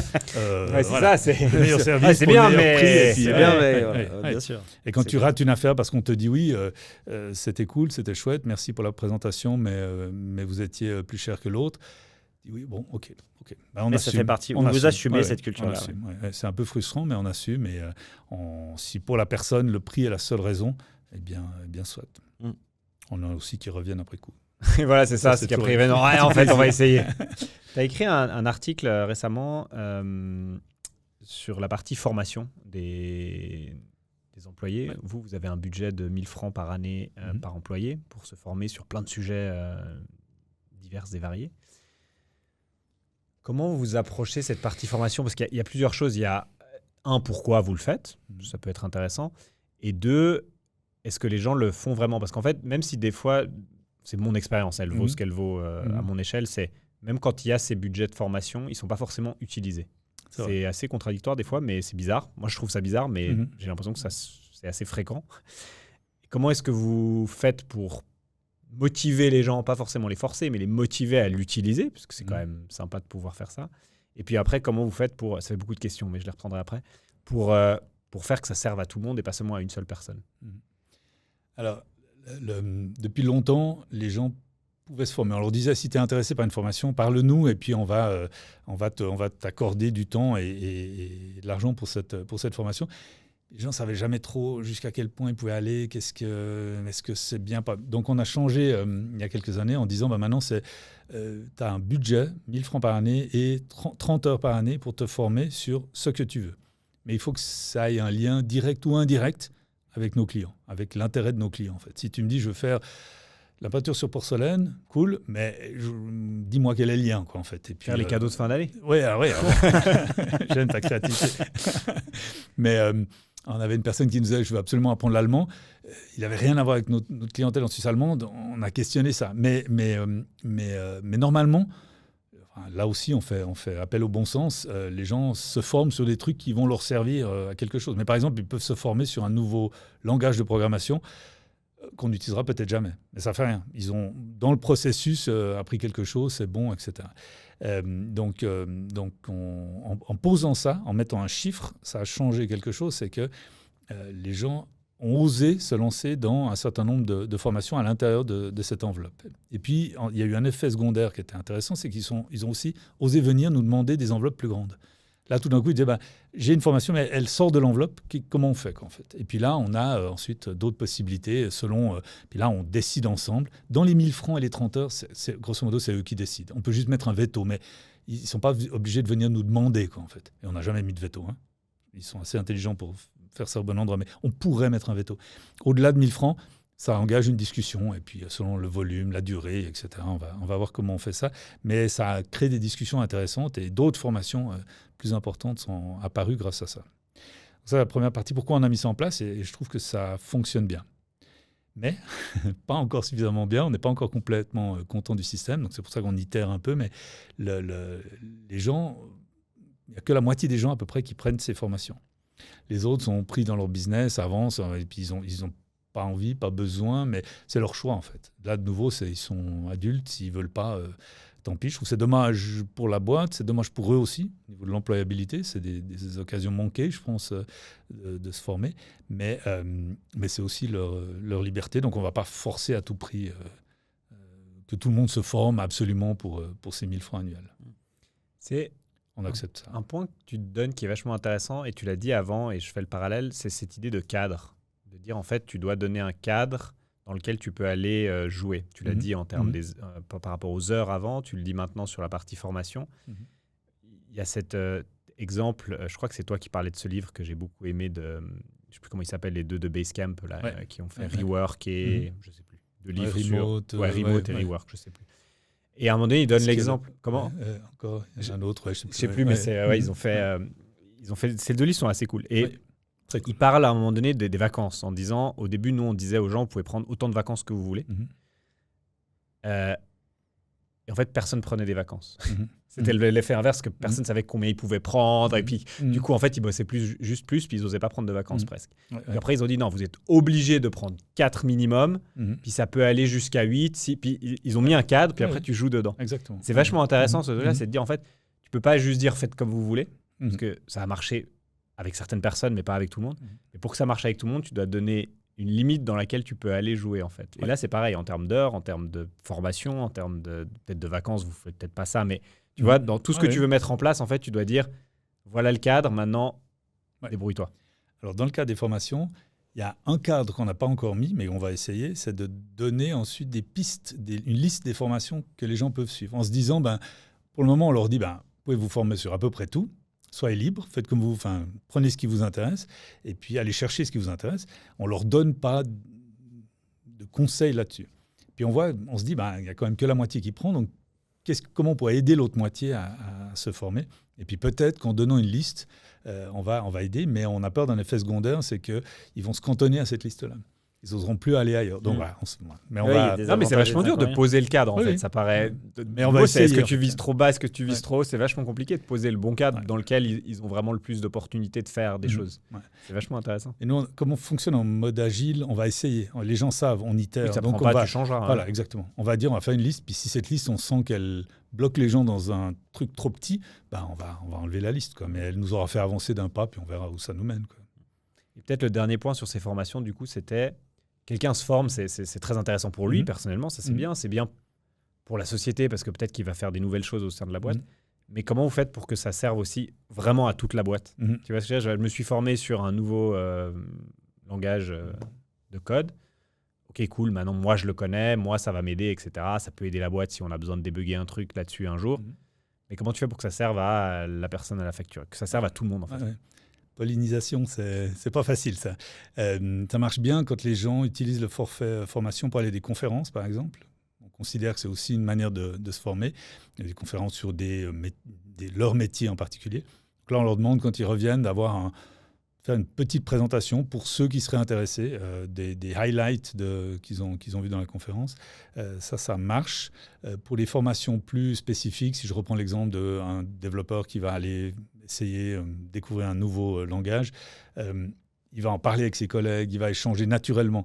Mais ce n'est pas intéressant que quelqu'un de la facturation soit informé de ça en particulier. Donc, on essaye de donner des moments où les gens peuvent partager. C'est pas forcé dans le sens. C'est pas j'ai suivi une formation dans ce nouveau langage, je dois, quand je rentre, faire. Et je dis pas je dois négativement, mais après, il y a. Voilà, je vais aller expliquer ce que j'ai appris à l'équipe de 3 devs, etc. Non. Okay. On a peur que ça freine certaines formations. Ensuite, c'est encore un truc que si quelqu'un n'aime pas faire ça, derrière, il ne va pas vouloir le faire. On a dernièrement un collègue qui s'est formé en communication non violente, puis il nous a fait ensuite un feedback. Il avait envie, il était monstre enthousiaste, et puis c'était cool. Son partage était très intéressant. Je pense que si quelqu'un d'autre avait été suivre cette formation avec un autre caractère, il n'aurait peut-être pas été à l'aise. Du coup, peut-être qu'il aurait dit je ne vais pas faire la formation, je n'ai pas envie de me taper le retour après, quoi. Donc, on voulait aussi éviter ça. Donc, on laisse une certaine liberté, mais on essaye de stimuler ça. Ok, intéressant. Certaines réussites. Avant Tipeee, tu avais une autre vie à la tête de Geronimo pendant 20 ans quand même. C'est quand même sacrément long. C'est une très très belle histoire. Donc une entreprise dans les terminaux de paiement que tu as fondée, comme tu le disais, quand tu avais 23 ans. Premier employé qui était plus âgé que toi, comme tu le mentionnais aussi. Qu'est-ce qui t'a fait te lancer là-dedans à 23 ans, boîte de terminal de paiement dans les années 90 du coup, j'imagine. 1990 tout pile. Voilà. Qu'est-ce qui t'a lancé sur cette boîte-là? Une opportunité. Je viens d'une famille de restaurateurs et puis dans le restaurant familial, on avait un besoin de solutions pour les paiements par carte et puis c'était le début, la naissance des terminaux de paiement par carte, terminaux électroniques. Avant, c'était le truc mécanique, le faire passer, on appelait ça, avec des feuilles de papier, le truc. Carbone, là, tu prends exactement, le carbone, ça, machin. Et puis, c'était donc le début de l'électronique, c'était aussi le début de la carte de débit. Et donc, on a senti qu'il y avait une opportunité, il y avait un besoin pour le restaurant, pour des questions de taux de commission, etc. Donc, on s'est dit, il y a d'autres commerçants qui seront intéressés. Et puis, à partir de là qu'on a créé la boîte. Donc ça t'est tombé un peu dessus et tu nous as même dit tout à l'heure, tes copains disaient que tu es un entrepreneur, toi tu disais non, je suis pas un entrepreneur, il y avait une sorte un peu de déni à ce niveau-là. Est-ce que c'est toujours le cas aujourd'hui ? Alors moi, je me suis jamais... Je savais pas du tout ce que j'allais faire de ma vie, en fait. J'étais pas très études, ça me plaisait moyen. Et puis, j'avais aucune idée de vers où j'allais aller. Mes potes m'imaginaient entrepreneur, mais moi, je savais pas, en fait. Et puis du coup, l'opportunité, effectivement, ça a été un bon point de départ. Je pense que je viens d'une famille de commerçants, donc c'est aussi un environnement qui m'a peut-être stimulé dans ce sens-là. Aujourd'hui, ça fait 36 ans que je suis entrepreneur. Oui, je suis entrepreneur. Ouais. C'est bon, tu l'as accepté. C'est bon, c'est accepté maintenant. C'est bon. Je ne sais pas exactement ce que c'est parce qu'on croise d'autres entrepreneurs qui font des métiers très différents du mien. Donc, c'est hyper riche et j'adore ces partages. Donc, entrepreneur, ça veut dire beaucoup de choses, quoi. Ouais. Mais pour moi, entrepreneur, ça veut dire que tu es quand même porteur du projet, tu as tes billes dans le projet et puis tu as des équipes. Ça fait pour moi les bases de l'entrepreneuriat. Juste peut-être pour poser 2-3 chiffres sur Geronimo, je pense que c'est important. 2 à 90 employés. Tu as passé la boîte de 2 à 90, donc toi et quelqu'un d'autre, et puis ensuite 90. Vous l'avez vendu en 2009. Ouais. Comment ça s'appelle la boîte ? CSX ? Non. C'est quoi la boîte ? CCV. CCV, voilà. Qui a racheté la boîte en 2009. La prochaine fois, on fera un podcast que sur ça, si tu te rappelles de tout. Comment Peut-être 2 questions. La première, c'est comment tu t'es senti quand tu as vendu la boîte ? C'est quand même, entre guillemets, le rêve de beaucoup d'entrepreneurs, d'une certaine manière. C'est un peu pas forcément, on ne fait pas ça pour ça, mais d'un côté, il y a quand même ce succès-là. Comment tu t'es senti à ce moment-là ? Peut-être on va commencer par ça, puis après... Je ne sais pas si c'est le rêve de tout entrepreneur. Moi, je n'ai pas construit une boîte pour la vendre. J'ai construit une boîte pour construire un projet, de la valeur, faire vivre quelque chose et le faire grandir. Et c'est là que je trouve qu'il y a l'intérêt. On a vécu dans la vie de l'entreprise un moment où c'était effectivement intéressant de s'approcher d'un autre partenaire pour la pérennité de la boîte. Et puis, c'est comme ça qu'on est arrivé petit à petit à cette vente. Donc, moi, je ne vois pas ça comme un succès. Je vois ça comme un moment, une opportunité pour la boîte et une opportunité pour l'actionnaire aussi. Mais disons, comme ce n'était pas un objectif en soi, c'est pas ce que je considère comme un succès. Pour moi, le succès, c'est plutôt construire et de faire quelque chose. Après, comment je me suis senti la vente, c'est quelque chose qui se fait un peu en étapes. Tu dis 2009, c'est le moment où j'ai quitté la boîte, mais la vente s'est faite avant. En plusieurs étapes, j'ai dû rester dans la boîte après la vente. Puis ensuite, je suis resté... D'abord, j'avais un deal comme quoi je devais rester 2 ans dans la boîte. Puis je suis resté encore bien plus longtemps parce que le projet était intéressant, parce qu'on continue à construire et c'était chouette. Donc le moment même de la vente, c'est déjà plusieurs moments par étape. Et puis le moment de la sortie, ça, c'était un moment particulier, effectivement. Mais c'est un peu deux choses différentes. Ouais. Tu as eu cette sensation de vide au moment où tu es parti en 2009 qu'on entend souvent, voilà, entre guillemets, du jour au lendemain, tout qui s'arrête. Ouais, tu as eu ça? Ouais, ton monde change complètement, quoi. Tu passes d'une posture à une autre, tu passes d'un agenda à un autre. Enfin, c'est vraiment complètement différent.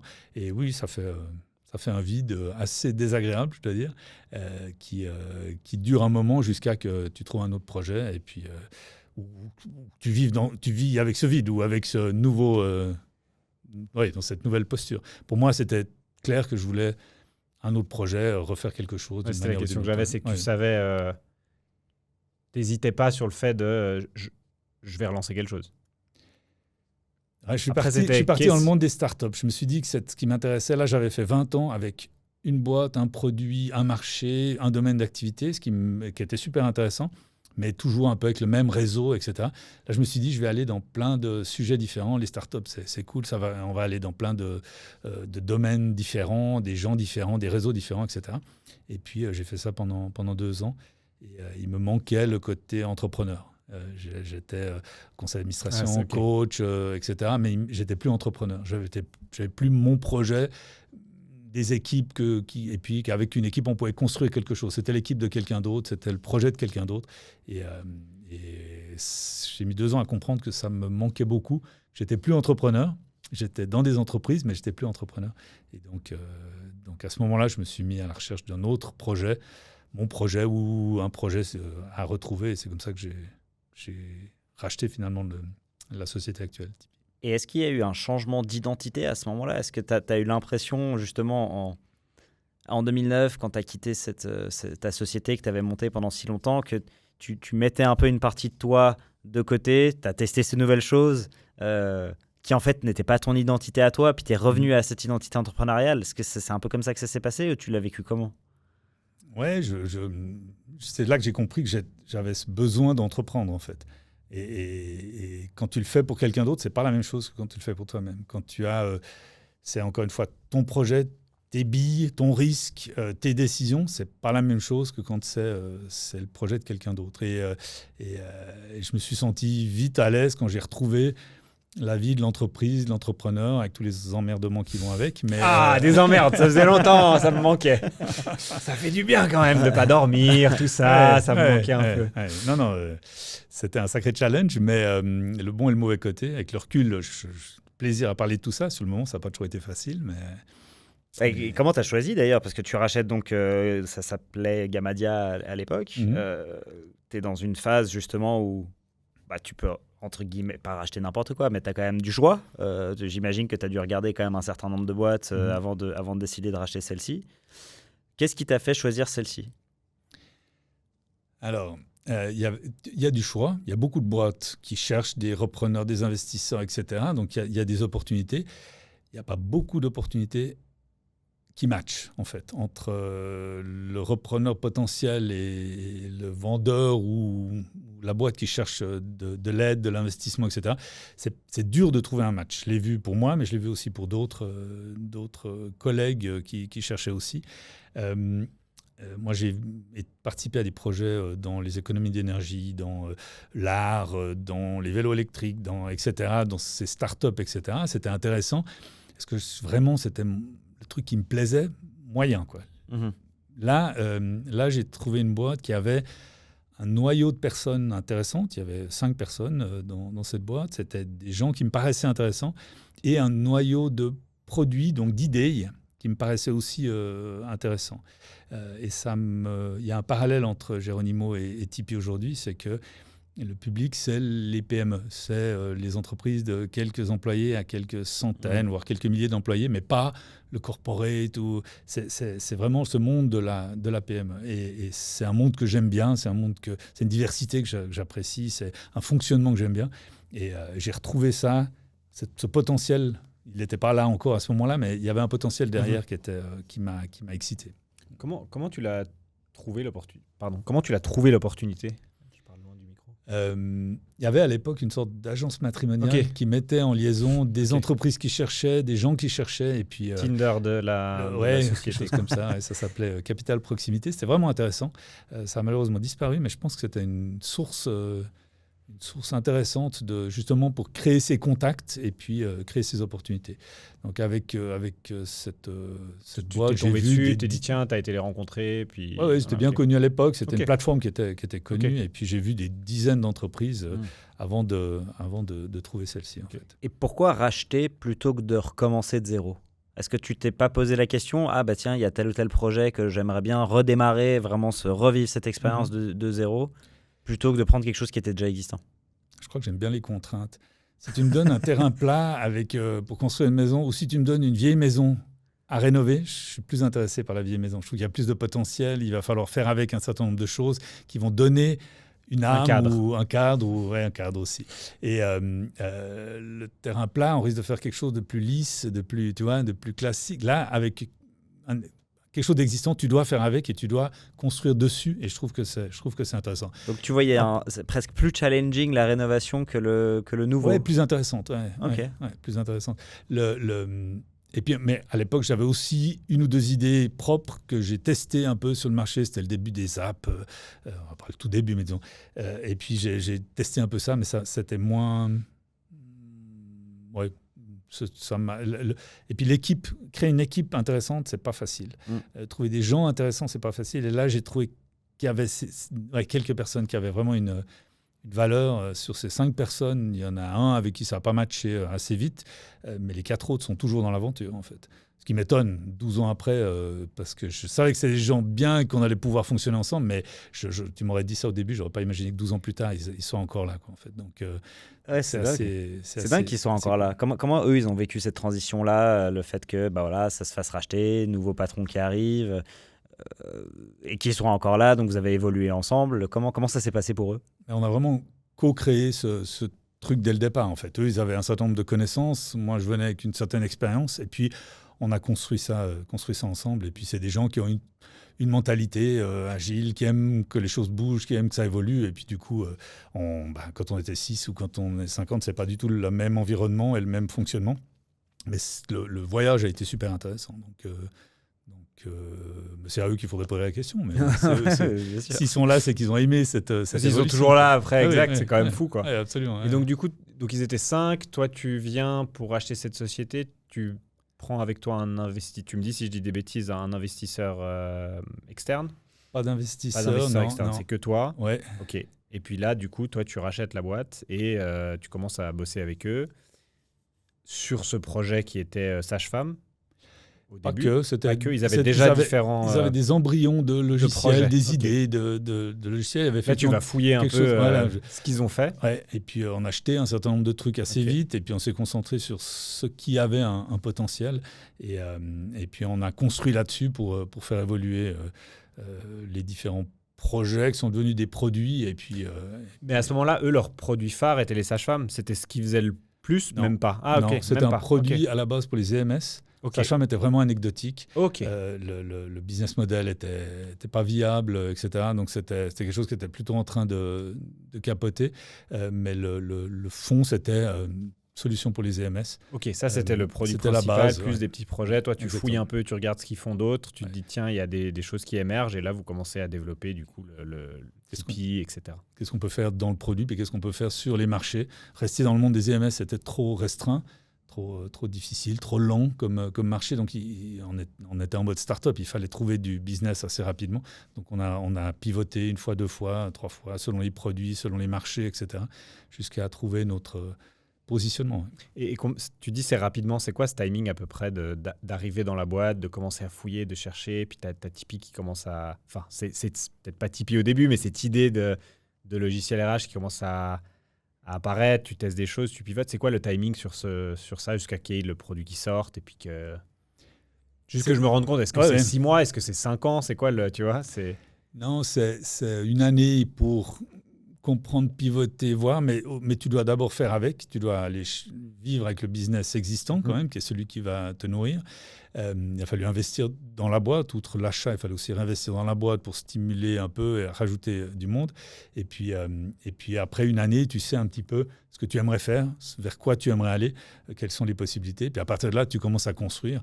Et puis le logiciel n'est jamais fini. Donc 1 année après, 1 année encore plus tard, tu as fait des pas en avant, tu as pu commencer à mettre un pied dans un nouveau marché. Tu commences à avoir une certaine visibilité là-dedans. Et puis petit à petit, tu rajoutes, quoi, en fait. Donc... mais il y a eu quelques années pas simples. Ouais, j'imagine. Ouais, j'imagine aussi. Et vous avez décidé de faire que de la croissance organique. Tu disais donc pas d'investisseurs externes. Ouais. Déjà, pourquoi? Et tu dis aussi Tipeee veut être une belle PME pour les PME, ce que je trouve être une belle phrase. Ouais, moi, encore une fois, c'est le monde des PME qui me plaît. Pas d'investisseurs parce que je pensais à la liberté. Pour moi, personnellement, ça me donne beaucoup de liberté. Pour l'entreprise, ça met aussi des contraintes, un cadre, des limites. Mais faire avec ces limites, c'est aussi créer une dynamique qui est intéressante. Et puis, tant qu'on peut être une belle PME, qu'une croissance qui nous permettre d'amener de nouvelles personnes, des nouveaux métiers, etc. C'est hyper intéressant. On n'a pas la prétention de devenir le futur Google des RH, quoi. C'est pas notre but. Notre but, c'est de construire quelque chose d'intéressant pour notre marché, au-delà de notre marché d'un jour, mais pour notre marché aujourd'hui, qui est la Suisse, pour ces PME. Et ça, si on arrive à bien croître là-dedans, je trouve que c'est ce qui me convient le mieux par rapport à une croissance trop forte avec des investisseurs qui vont devenir mes patrons, ça m'intéresse moins. Vous n'avez pas justement, vous avez pas envie d'aller vers cette surcroissance. Vous avez reçu ou obtenu, on va dire, le label Scale Up quand on te voit en 2024. Tu dis, c'était pas le but ou c'était pas forcément voulu. C'est arrivé comment en fait? En fait, le canton de Vaud accompagne les entreprises qui ont un certain potentiel de croissance et puis elles regardent sur le marché quelles sont un peu les entreprises et elles vont contacter celles qui paraissent avoir une croissance intéressante. Ils ont des critères, il faut faire 20% de croissance annuelle pendant plus de 3 ans, soit en chiffre d'affaires, soit en employés, en commençant avec plus de 10 employés. Donc ça, c'est les critères de base pour pouvoir rentrer dans le programme. Et puis, ils m'ont contacté un jour en disant, est-ce que tu serais pas une scale-up potentiel? Puis je t'ai regardé mes comptes, je dis ouais, ok, oui, peut-être. Okay. et puis ça veut dire quoi? Puis on a discuté un peu. Et puis effectivement, on est rentré dans le programme pendant 1 année.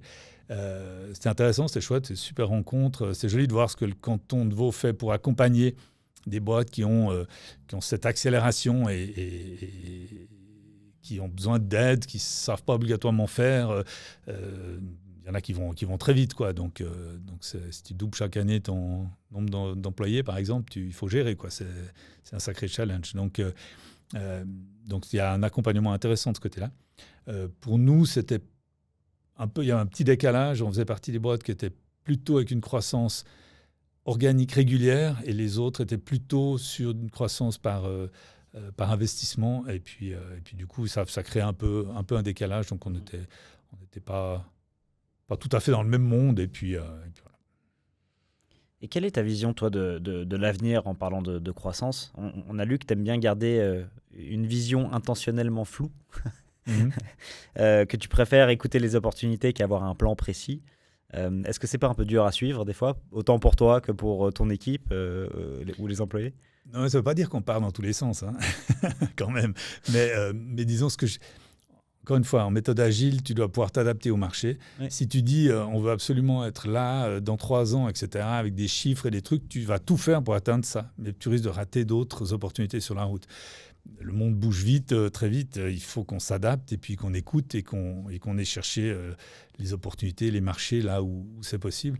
Donc c'est ça que je veux dire dans ce sens-là. Et plus on met un cadre rigide sur la durée, plus on va se mettre des œillères en fait. Et c'est ce qui me ferait peur. Après, à l'intérieur, on a quand même une vision à 3 ans, mais qui est plutôt floue effectivement, avec ensuite une vision annuelle qui est un peu plus précise, et puis qu'on découpe ensuite en vision par trimestre que les équipes elles-mêmes définissent en fait. Ok. C'est les OKR ou Objective and Key Result, où c'est les équipes elles-mêmes qui vont placer leurs objectifs trimestriels pour s'aligner dans l'objectif annuel de la boîte. Donc l'objectif annuel à 3 ans, il est top-down, c'est un collaboratif, on en discute, on regarde ce qui est possible, ce qu'on veut faire, quelle vitesse, etc. Et puis on pose ce plan, et puis ensuite on communique ce plan, et puis les équipes vont, chaque équipe, chaque cercle va définir quel est son objectif du trimestre pour s'aligner dans l'objectif annuel. Et ça, il a la liberté totale de placer lui-même ses objectifs. Ok. Tu parlais des opportunités avant en disant il y a des choses qui vont se passer dans le monde, etc. On regarde les opportunités, etc. Qui dit opportunité dit forcément aussi risque. Il y a l'autre côté de la balance. Des risques pour toi, c'est des préoccupations. C'est quoi tes préoccupations aujourd'hui sur la boîte? Est-ce que j'imagine, et on peut en parler après, il y a la préoccupation IA, positive comme potentiellement négative. Et là, après, on peut rentrer aussi dedans. Il y a d'autres choses qui aujourd'hui t'obsèdent, on va dire? Non, on a des projets. On a ce développement côté suisse alémanique avec notre application Tipeee. Donc, ça fait 3-4 ans qu'on rentre sur le marché suisse alémanique. On n'est pas encore là où on aimerait être. Ça prend du temps. Donc, ça, c'est un focus. Ce n'est pas une préoccupation, mais c'est plutôt un focus. Ça prend des efforts, du temps et puis de la concentration, je dirais. Ça, c'est une chose. L'IA est clairement quelque chose un bon exemple de ce qui bouscule. Si tu as fait ton plan à 3 ans puis que l'IA arrive au milieu, on change tout. donc il faut pouvoir adapter ça au fur et à mesure. Et c'est aussi une préoccupation, mais dans le bon sens du terme. Moi, j'y vois beaucoup de positifs. Pour une boîte comme la nôtre, pour les humains dans la boîte, je pense qu'il y a des jolies opportunités. Mais il faut aligner les choses, il faut s'adapter, il faut organiser de manière à pouvoir que ce soit efficace en fait.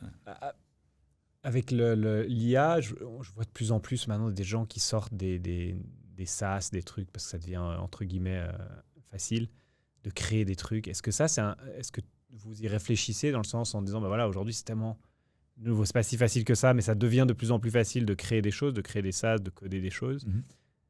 Est-ce que c'est une préoccupation pour vous de dire mais demain il y a quelqu'un qui va venir, qui va faire une copie de ce qu'on fait, mais avec la moitié du nombre de personnes parce que etc. Mais ils seront moins chers. Vous jouez du coup sur le côté humain, mais vous regardez quand même ça ou tu te dis non ça je regarde pas parce que de toute façon c'est quoi un peu comment tu réfléchis à ça en fait? Alors, parce que je pense que tout le monde y réfléchit par rapport à son business. Tu vois, moi ça m'obsède tous les jours. Ouais. Comment toi tu réfléchis à ça? SaaSpocalypse, voilà. la mort du SaaS. J'avais pas entendu ça. Chacun va coder de son côté son propre outil, etc. Je pense que c'est vrai pour un certain nombre de choses. Nous, on est dans des domaines qui me semblent, je peux me tromper, mais qui me semblent plus difficiles à faire sur un coin de table. En fait, on touche à des données RH, à des données personnelles, parfois des données sensibles.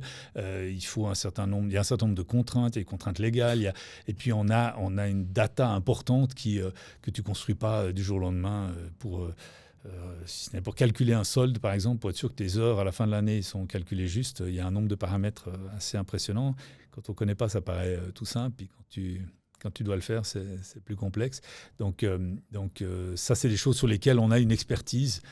Et si nos experts, nos spécialistes en interne sont aidés par l'IA, ils vont être des super spécialistes grâce à l'IA et versus quelqu'un d'autre qui arriverait from scratch et puis qui aura aussi l'IA, mais moins cette expertise qu'on peut l'avoir. Il peut la trouver en partie dans l'IA, mais pas complètement. Jusqu'à un certain point. Ouais, jusqu'à un certain point. Donc tu le vois vraiment plus comme un soutien et comme une aide à votre développement qu'un risque réel externe. Je pense que c'est une accélération intéressante. C'est un changement de métier, donc il faut accompagner ça.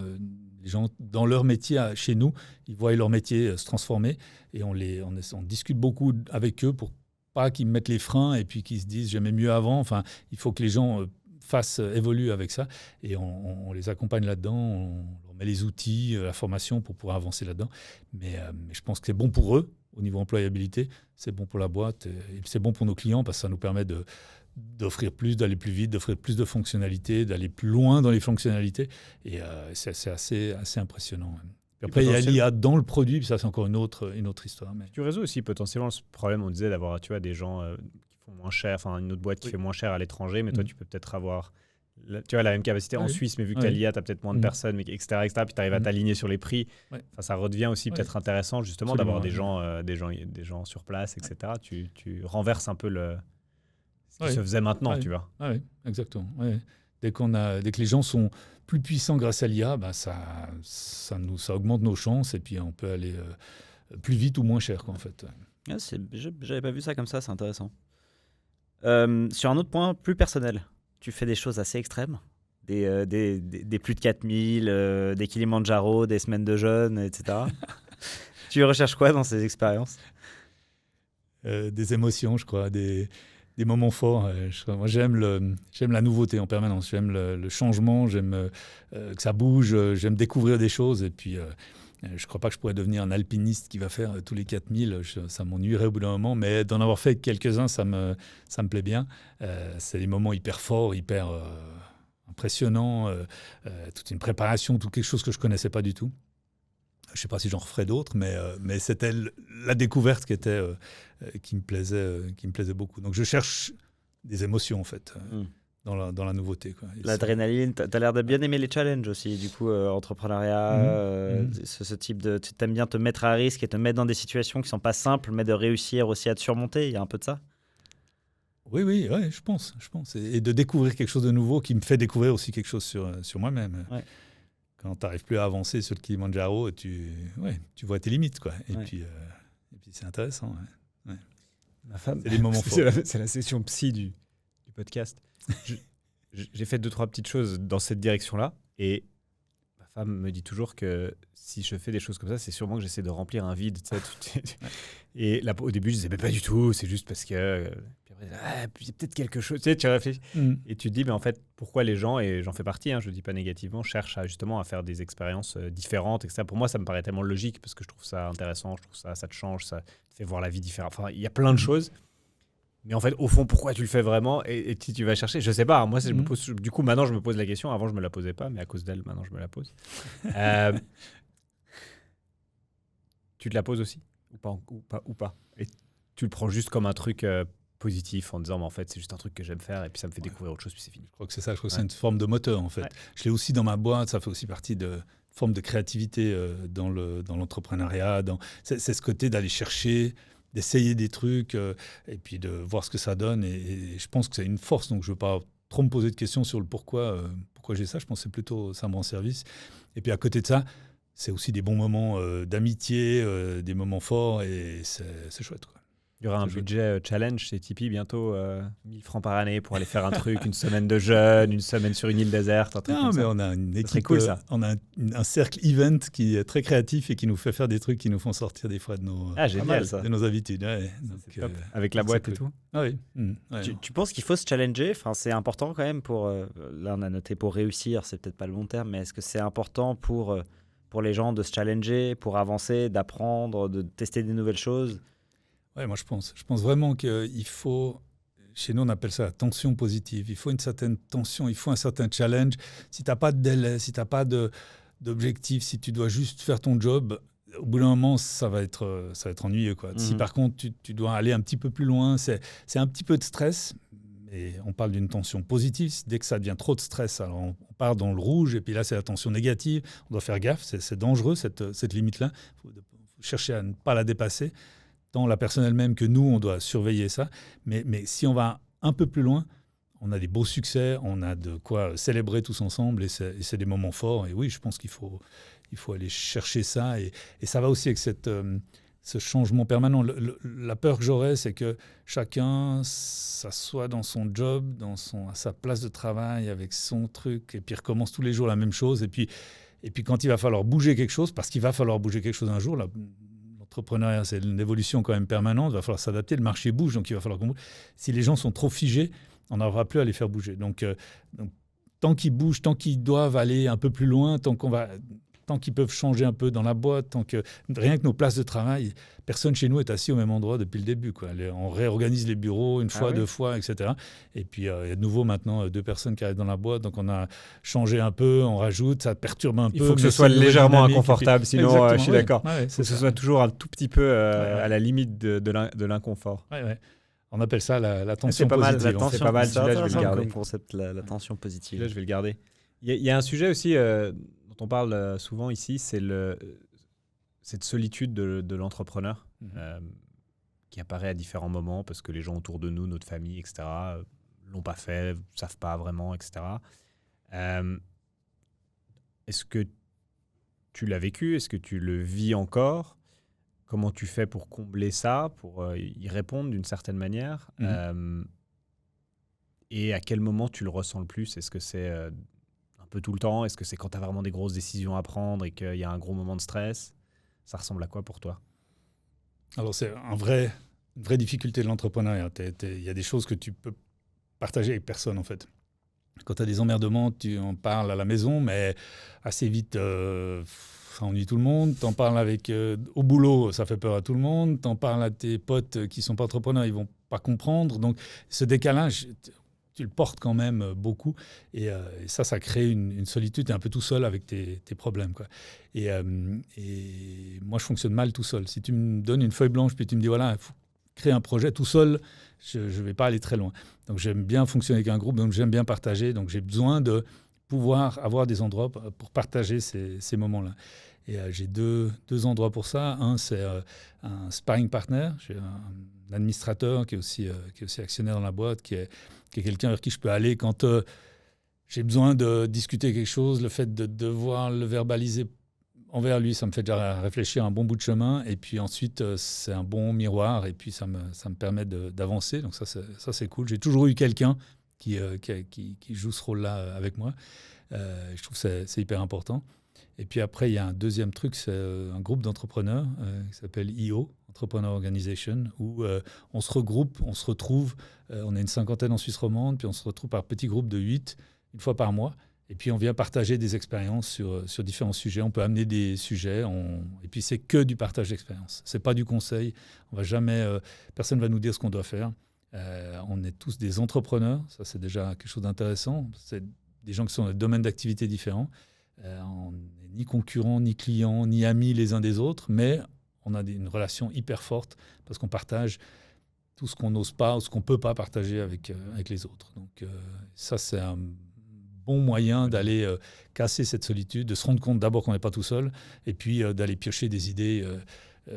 Voilà, j'ai une grosse merde au bureau, voilà mon problème. Et puis les autres vont pas te dire, mais il suffit que tu fasses ça, t'as qu'à faire. Ils vont plutôt dire, moi j'ai vécu quelque chose de similaire dans ce cas-là, moi dans un autre cas, etc. Puis tu t'inspires de. Certains ont résolu, d'autres n'ont pas réussi à résoudre, mais qu'est-ce qu'ils ont essayé qui n'a pas marché? Puis c'est hyper riche et hyper intéressant, quoi. Donc c'est un bon moyen de partager cette solitude. Ouais. Okay. C'est un peu ce qu'on essaie aussi de faire ici avec le contenu. C'est vraiment justement en partageant les histoires que les gens puissent aussi s'en inspirer. Donc je trouve ça génial que ça existe. Ouais, c'est juste tous ces partages d'expériences, c'est hyper intéressant. Moi, je m'inspire de plein de choses que je peux entendre à gauche, à droite, et ça nourrit. Ouais. On arrive à notre question traditionnelle de fin, que tu connais peut-être. Jean-Marc, que faut-il pour avoir une belle vie, selon toi? Ah ouais, c'est une vraie question fondamentale. Je dirais de la diversité, dans le sens de la nouveauté, du changement, d'un côté. Une famille, pour moi, c'est important. Je mets le couple, l'enfant, dans ce mot famille, toute cette partie-là c'est un pilier pour moi très important. Et puis quelque chose comme se satisfaire de ce qu'on a, ne pas toujours courir derrière autre chose, ne pas toujours regarder l'herbe chez l'autre. Mais si on arrive, c'est facile à faire ça. C'est pas facile en tant qu'entrepreneur parce que c'est aussi un moteur que de vouloir toujours aller plus loin, toujours faire mieux, etc. Donc il faut un peu calmer ça des fois pour trouver un peu de sérénité. Donc il y a un petit combat là. Une petite tension positive. Ouais, exactement. On a suivi. Je pense que ce sera le keyword, tension positive et Ouais, cadre. C'est les deux celle-là. choses qu'on retient. Merci beaucoup Jean-Marc, c'était un plaisir de t'avoir. Merci. Merci beaucoup. C'est cool d'échanger avec vous. Cet épisode de La Savane a été créé en partenariat avec Omega Studio. Grâce à eux, nous sommes dans ce studio incroyable en plein cœur de Genève. C'est bien plus qu'un simple studio. Ils offrent une expérience unique et adaptée à chaque projet. Que ce soit pour votre communication interne et externe, des showcasts, des tables rondes ou des webinars, tout est possible. Que vous souhaitiez réaliser un événement en direct ou enregistré, créer du contenu ou renforcer votre stratégie de communication, Omega Studio a tout ce qu'il vous faut. C'est le studio le plus complet et le plus accessible de la région, avec une vraie équipe de pros qui vous accompagne à chaque étape de votre projet, avec un véritable accompagnement scénique, vocal et narratif pour faire de votre passage à la caméra une expérience réussie et inoubliable. Si vous voulez en savoir plus sur Omega Studio, on vous met le lien vers leur site internet et leur service en description. Encore merci à eux pour leur soutien.